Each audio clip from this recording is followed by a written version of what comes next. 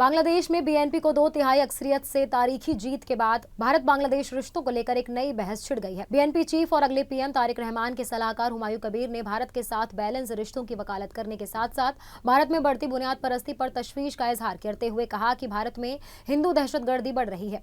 कबीर ने कहा कि बुनियाद परस्ती एशिया में एक इलाकाई मसला बनता जा रहा है। उन्होंने दावा किया कि भारतीय समाज में हिंदू जुनूनियत, दहशतगर्दी और बर्दाश्त की कमी बढ़ रही है, जबकि पाकिस्तान से भी बुनियाद परस्ती की खबरें आ रही हैं। उन्होंने कहा कि बांग्लादेश में हालात उस सतह के नहीं है, लेकिन यहाँ भी कुछ चैलेंजेस हैं। कबीर ने जोर देकर कहा कि इलाकाई सरकारों को दहशतगर्दी और इंतहा पसंदी से निपटने के लिए आपसी ताउन बढ़ाना चाहिए। भारत के साथ बायलैटरल रिश्तों पर कबीर ने कहा कि दोनों मुल्कों की सरकारों को अपना नजरिया बदलना होगा, लेकिन बड़ी जिम्मेदारी भारत की है। उन्होंने कहा कि भारत को यह समझना चाहिए कि आज के बांग्लादेश में शेख हसीना और अवामी लीग की कोई जगह नहीं है और लोगों ने बीएनपी को भारी बहुमत से मैंडेट दिया है। कबीर ने शेख हसीना को टेररिस्ट कहा और इल्जाम लगाया कि उनके राज में 1500 से ज्यादा लोग मारे गए और वो भारत भाग गई।